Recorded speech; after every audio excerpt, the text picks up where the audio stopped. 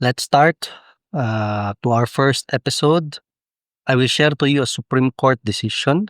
Uh, this is the case of Nestor and Rosalina, the petitioners versus the Court of Appeals and the Republic of the Philippines.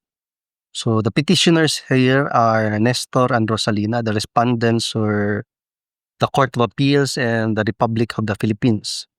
So additional context, I will read to you some of the uh, facts of the case.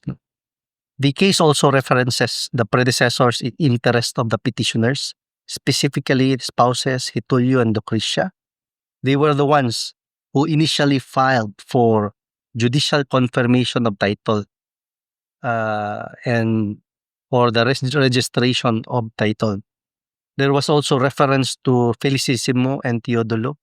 They were mentioned as individuals who were given the opportunity to file a written opposition regarding a certain parcel of land which was included in the petition for judicial confirmation and registration of title. Okay. So let's start with the facts. This is a petition for review of the decision of the Court of Appeals. So normally, bisayaon lang ako ha, kung maabot ni sa Supreme Court, most of the time, gikan dyan na siya sa Court of Appeals. Most of the time, not all the time. Okay? Kung ang kaso sa yuta. So this is a petition for review of the decision for of the Court of Appeals. Unsa may intention? The intention is nullifying the decision of the Court of First Instance of which confirmed, okay, Court of First Instance sa karon nga panahon, this is the Regional Trial Court, which confirmed the petitioner's title over the lots subject of the instant petition.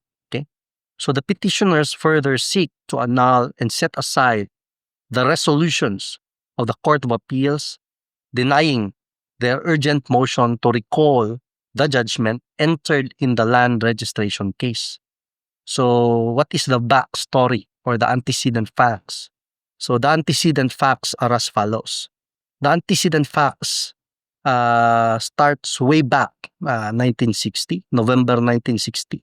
The petitioners, the predecessors in interest, spouses Hitulio and Lucrecia, filed with the Court of First Instance an application for judicial confirmation and registration of their title, and it involves 4 lots, no? Lot 1 and 2 of subdivision plan X and lots 1 and 2 of subdivision plan Y. Okay, so let's disregard the number, the serial number of the subdivision plan so that it will make things simple for us. So these are all located in the same locality. So what is the decision of the court, no? The Court of First Instance? The Court of First Instance, the decision, way back 1961, it entered an order of default against the whole world, except spouses, Felicissimo and Teodolo, who were given within 10 days to file their written opposition. So this is not really a decision. This is more of an order, no? An interlocutory order. So they were given an opportunity within 10 days to file their written opposition as regards a certain parcel of land. Okay, let's call it lot number 2 or plan, subdivision plan, let's say Y. Okay, letter Y. Upon motion of the petitioner's predecessors in interest, okay, lot number 2 was removed from the coverage of the petition.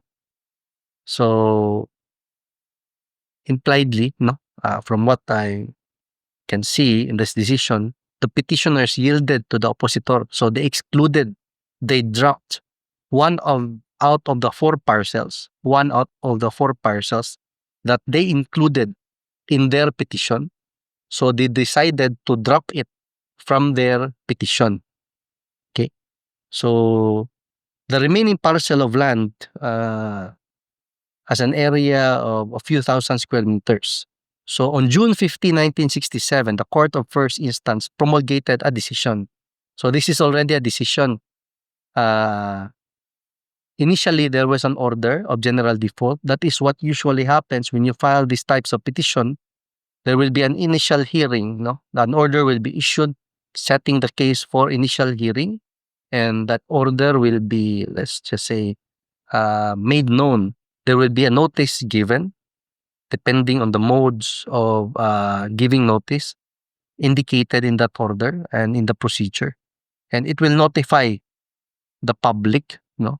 Ideally, the theory is to notify the public and to make known to those persons who intend to oppose the petition. So if there will be no oppositor, there will be an order of general default. And in this case, there was an order of general default except certain persons. Usually, the order of general default does not include the state. Okay.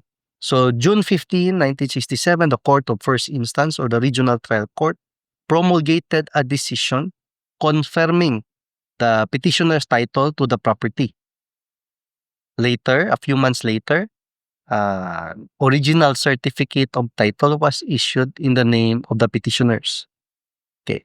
So later on, after 18 years, there was a challenge, and that will be the subject of our next episode. So if you have updates, recent updates in law, no, I urge you. So this is my advocacy. Please contribute updates. Pero kung mag-send mo link lang, gov.ph link, gov.ph link. Ayaw ng link sa walay klaro kay basin sayop. Kanang gikan sa government websites, Philippine official website of the Republic of the Philippines, gov.ph. If you have latest updates, but those involving these topics only, ayaw tong mga wala na ko gitunan, kaya na mga related lang sa akong studies and advocacy, I encourage you so that I can share also to others the latest updates, no? Kaya di man ako na may bawan tanan. So, if you can share, send a link, okay? So, ayaw sa Facebook page nga messenger, kaya di ko tigbasa na. Send a link to, this is my email address. Ambo to, maklaro ba? So, that is Juliet Alpha November, Romeo Uniform Zulu, John Ruse mo na ako name, no?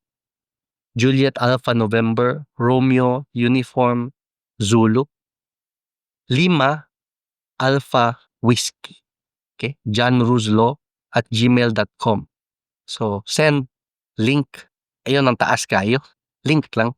So that I can verify, and if the source is legitimate or it is a very recent update, I will read it and try to explain it in this channel.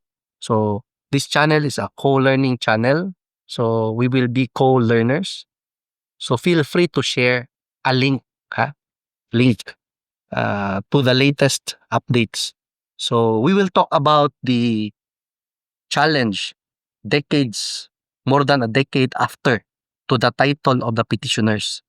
So, I will see you in the next episode.